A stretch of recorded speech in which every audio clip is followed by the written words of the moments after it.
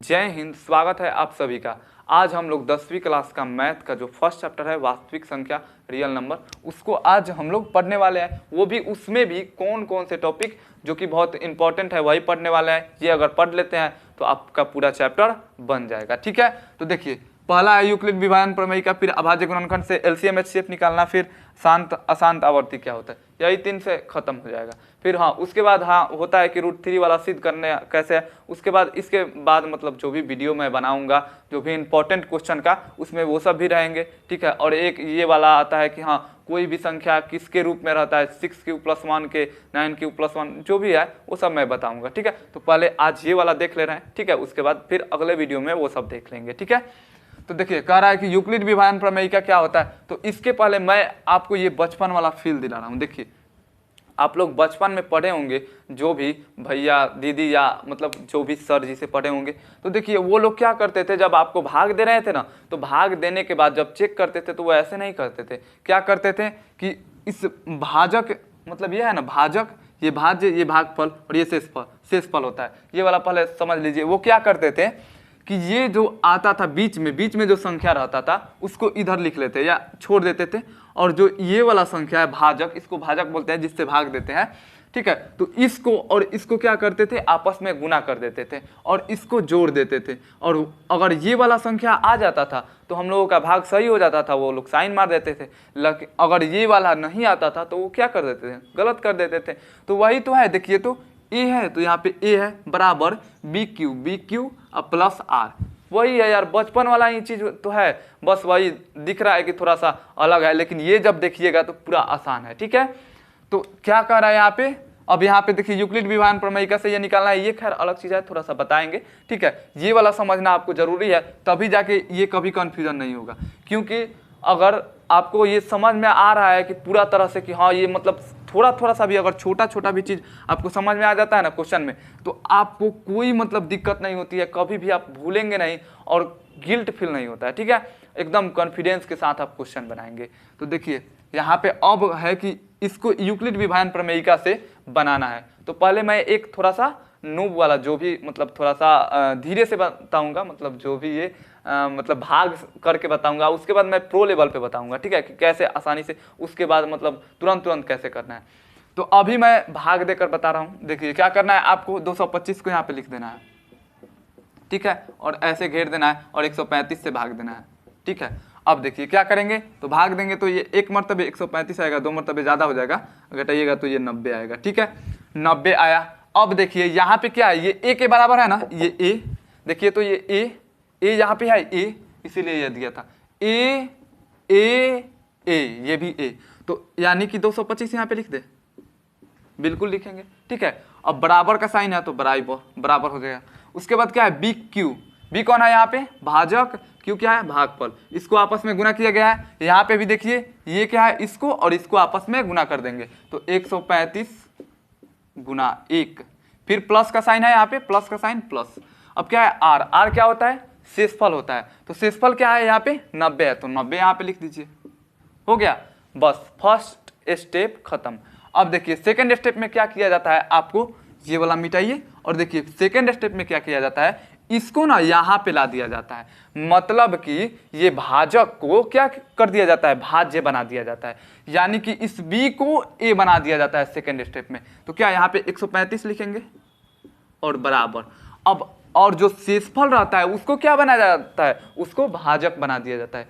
शेषफल को इसको यहाँ पे उठा के ला दिया जाता है, तो इसको यहाँ पे, तो यहाँ पे 90 हो जाएगा। समझ में आ रहा है बहुत आसानी से। अब देखिए, अब ये 135 में 90 से भाग दीजिए, 135 में 90 से भाग दीजिएगा तो क्या 90 कम 90, ये घटाइएगा तो क्या आ जाएगा, 45 आ जाएगा। ठीक है, तो फिर यहाँ पे देखिए भाज्य बराबर, ये भाज्य बराबर भाजक गुने भागफल प्लस शेषफल, ये भाज्य बराबर भाजक हो गया गुने भागफल। भागफल क्या आया है, 1 आया है, 1 रखिए, फिर प्लस शेषफल कितना है 45, तो 45 रखिए। ठीक है, अब देखिए अभी भी पूरा नहीं कटा, ये तब तक नहीं छोड़ना है जब तक शेषफल 0 ना आ जाए। ठीक है, अब देखिए फिर इस 45 को यहाँ पे लाइए, फिर बराबर, फिर इस मतलब 90 को यहाँ पे, सॉरी यहाँ पे 90 को लाइए और इस 45 को यहाँ पे लाइए। ठीक है, अब फिर देखिए 45 में 2 से गुना करेंगे, यहीं पे कर दे रहे हैं, 2 से गुना करेंगे तो 2, अब प्लस क्या आ जाएगा 90 आ जाएगा, तो 90, अब शेषफल कुछ नहीं बच रहा है तो 0। हो गया। अब देखिए जो ज़्यादा आप प्रैक्टिस कर लेंगे तो जानते हैं इतना नहीं, ये भाग देना नहीं पड़ेगा, आप तुरंत बनाएंगे। कैसे बनाएंगे देखिए, आप देख लेंगे कि 225 और 135 में बड़ा है 225, तो यहाँ पे लिख देंगे और डायरेक्ट आप भाग कर लेंगे मन ही में कि 135 यार छोटा है तो एक मरतबे आ जाएगा, तो गुना 1 कर देंगे और घटाएंगे मन ही में तो कितना आ जाएगा 90। फिर इस 90 को उठाकर यहाँ पे ला देंगे, 135 को यहाँ पे, ऐसे कर लेंगे। जब ज़्यादा आप प्रैक्टिस करेंगे उसके बाद ये आपको मतलब समझ में आएगा, इतना तेजी से आप करेंगे। ठीक है, अब देखते हैं कि अभाज्य गुणनखंड, ये समझ में आ गया। अब इसी मेथड पे आप पूरा बना सकते हैं, जितना भी अब ये वाला यूक्लिड विभाजन प्रमेयिका का जितना क्वेश्चन होगा आप बना सकते हैं। ठीक है, अब देखते हैं कि अभाज्य गुणनखंड विधि से एलसीएम एचसीएफ ये क्या होता है और ये सूत्र का जो ये फंडा ये आखिर है क्या। ठीक है, तो पहले देखते हैं ये अभाज्य गुणनखंड विधि से क्या करना है, पहले एचसीएफ निकालना है। और क्वेश्चन में था कि पहले आपको एचसीएफ निकाल लेना है, उसके बाद आपको इसकी सहायता से, इन तीनों की सहायता से इसको निकालना है।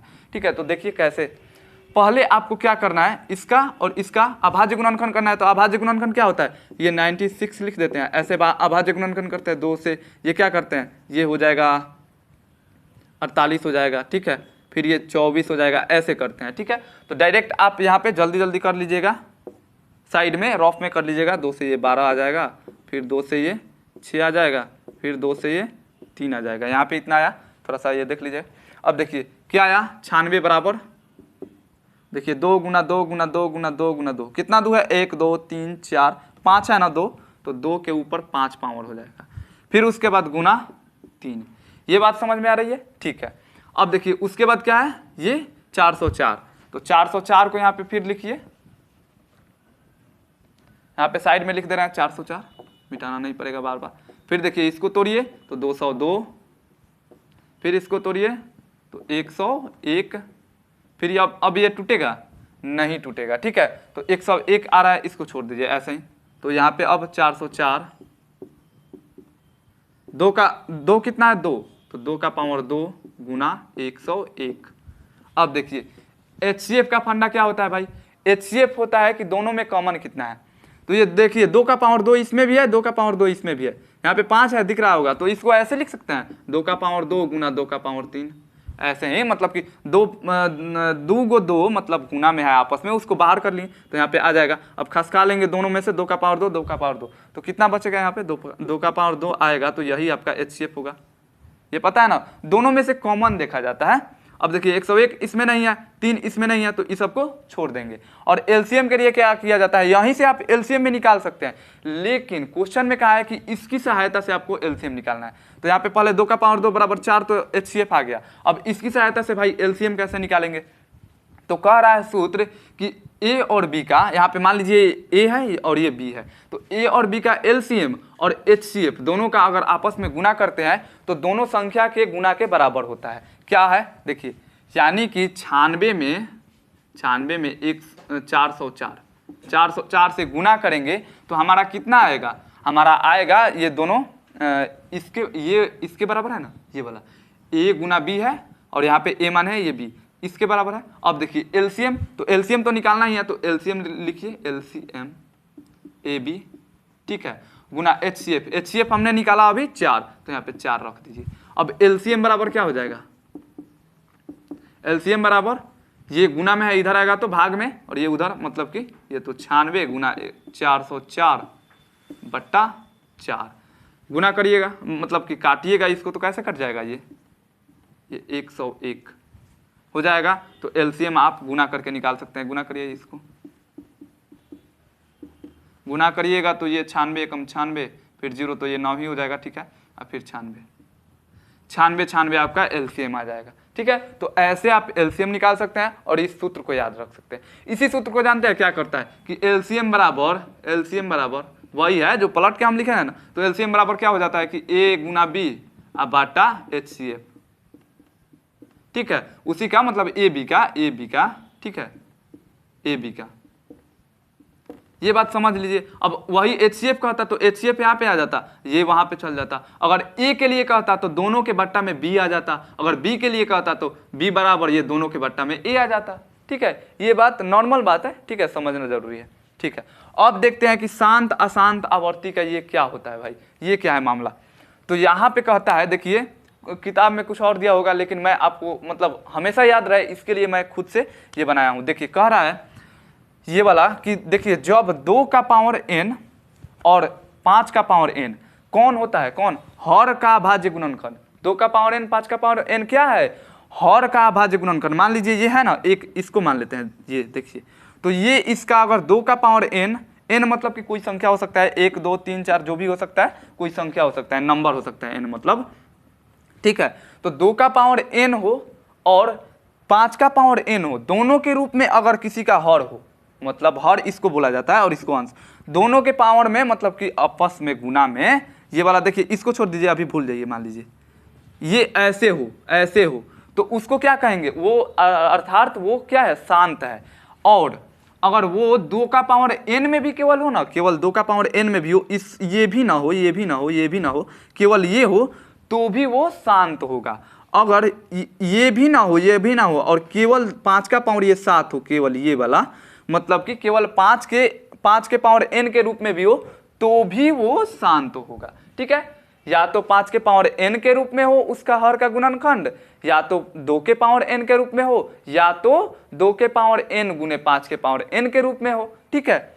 अब देखिए और दूसरा क्या कहता है अशांत के लिए, कि अगर 2 का पावर n के रूप में है, 5 का पावर n के रूप में है, उसके अलावा भी किसी संख्या के पावर के रूप में है, या किसी संख्या से गुना करने पे वो आ रहा है, तो वो क्या है, अशांत आवर्ती है। देखिए कैसे समझेंगे, यहाँ पे ये क्वेश्चन था ना, क्वेश्चन क्या था कि 129 बट्टा 2 का पावर 2 गुना 5 का पावर 7 गुना 7 का पावर 5।